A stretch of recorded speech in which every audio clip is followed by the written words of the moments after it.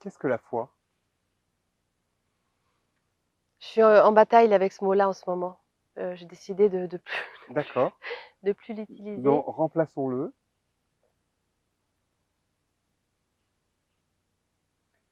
Qu'est-ce qu'on va mettre comme mot à la place? Je je vais vous dire pourquoi, ça bataille. C'est parce que toujours on dit, ce que vous n'avez pas dit d'ailleurs, «J'ai la foi». «Tu as la foi?» «J'ai la foi». «Tu as la foi?» Et non seulement on dit ça comme une chose donc on a, Puis on la perd aussi on comme la ses clés. perd, on l'égare, on les retrouve, Ouais, c'est un petit caillou. ouais, D'ailleurs on entend ça, hein, ouais, ouais, beaucoup. ouais, ouais, «Ah moi j'avais la foi quand j'étais petit puis après je l'ai perdue». ouais, c'est ça. Et dans mon expérience, j'ai souvent remarqué que quand on commençait comme ça finissait mal. C'est-à-dire que je sais pas comment dire, on finit par se rater, par pas se comprendre, par partir sur des trucs. Et c'est pour ça que je pose la question. Qu'est-ce que c'est? Et ben moi je sais pas, je crois que je suis toujours à ne pas savoir ce que c'est. Je crois que je suis toujours à attendre que le Seigneur me dise. Alors j'utilise beaucoup le mot Seigneur qui aussi peut tout à fait gêner et choquer, moi qui m'est très familier. Oui, non. J'attends qu'il me dise. Et j'attends. Je relisais récemment Une vie simple d'Alexis Génie et une autre personne dont j'ai oublié le nom, je suis désolée pour elle, qui ont écrit donc Une vie simple, c'est sur la création du monastère de Bosé en Italie avec Enzo Bianchi. Et il y a un moment que j'aime beaucoup dans ce récit sur le lieu et sur la personne d'Enzo Bianchi. Il a eu à la quarantaine une crise de foi, parce qu'il y a la crise aussi de foi. Oui, oui. Non seulement on la trouve, on la perd, on l'a, enfin bref. Crise de foi. Et sa crise de foi, c'était: mais qui je suis pour avoir monté un lieu pareil? Et la comparaison, arrive tous les fondateurs de grands lieux spirituels qui, eux, avaient eu des révélations, des apparitions, des tonnerres de Dieu. Et lui dit, mais moi, rien. Ni apparition, ni ange qui m'a dicté quelque chose, pour qui je me prends d'avoir monté ça. La crise, quoi. Crise qui a été salvatrice pour lui. C'est-à-dire que ça lui a fait retrouver réhabiter, peut-être même découvrir au juste qu'est-ce qu'il fabriquait là, puisqu'il ne faisait pas diffuseur de miracles. Mmh. Donc très probablement, il était davantage, eh, j'allais dire davantage lui-même, sauf qu'il voilà, faudrait pas que ça le ferme dans Oui, un oui, truc mais tout fixe, quoi. Et moi, j'ai toujours cette impression, et souvent je le dis au Seigneur, si tu veux que je te comprenne autrement, parle-moi autrement. Enfin, je ne peux pas inventer. mmh. Je, ce que je n'ai pas, ce que... Et la foi que j'ai, par exemple, c'est que je ne vais pas aller plus loin que ce qu'il me donne. C'est-à-dire, comme s'il pourrait y avoir plus loin, c'est-à-dire, j'habite le pays qu'il me donne. J'essaye. C'est-à-dire, euh, j'essaye de le suivre. Alors, ce serait ça, la foi,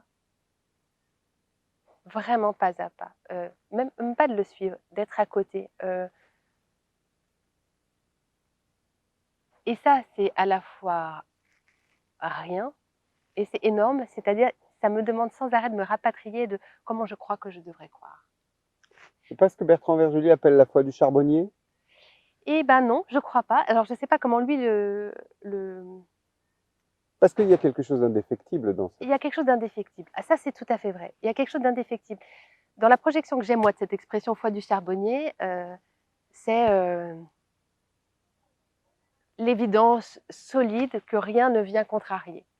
Et dans l'indéfectibilité que je vous prends volontiers là dans ce mot-là, qu'est-ce que ça me va bien, c'est plus de l'ordre d'une décision. Moi,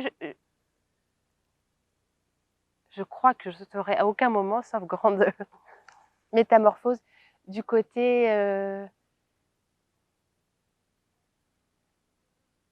où la foi est facile ou pleine, ou c'est toujours en creux, en manque. Et une très belle phrase de Sylvie Germain dans un entretien qu'elle a fait pour Télérama il y a 1 ou 2 ans, un été, où elle dit Ma foi, je la vois comme un creux, une faille, et parfois le souffle passe. Ah oui, voilà. Et ben c'est exactement ça. Et moi, mon travail d'indéfectibilité, c'est de me tenir à ce lieu-là où le souffle passe et de l'accueillir comme il passe. Et si à un moment il passe et que moi je trouve ça petit, c'est ok que ça soit petit. Et j'essaie de découvrir comment c'est ce petit-là. Et si c'est la tempête alors que moi je rêve d'être au calme, je dis ou j'essaye, ok la tempête, on y va, on regarde. C'est ça qui est aussi indéfectible, c'est m'engager à ne pas aller plus loin que comment la vie m'arrive. Ah, il y a une phrase de Christian Bobin qui dit ça merveilleusement, et je ne sais plus dans lequel il le dit, livre, ne pas aller plus loin que ceux qui m'enchantent à ce jour, à cette heure. Alors, ce n'est pas toujours l'enchantement, mais il y a quelque chose comme ça. Prendre au sérieux par où la vie m'arrive. Lui faire crédit, parle de foi, lui faire crédit. Et ne pas en rajouter. Et tant pis si ça a l'air de rien. C'est comme ça. Et dès qu'on se penche sur ce qui a l'air de rien, ça résonne et ça chante. En tout cas, moi, ça fait cette expérience-là. Et si je reste à côté de ce qui a l'air de rien, en ayant les yeux rivés au loin sur qu'est-ce qui devrait être, qui serait si magnifique, j'entends pas comme ça chante là, dans la petite chose que je trouve qui ne vaut rien. Donc on pourrait dire ça, avoir la foi, c'est pour moi porter l'oreille là où ça a l'air de rien, et là ça se met à chanter. Ouais. Quelque chose comme ça. Merci beaucoup.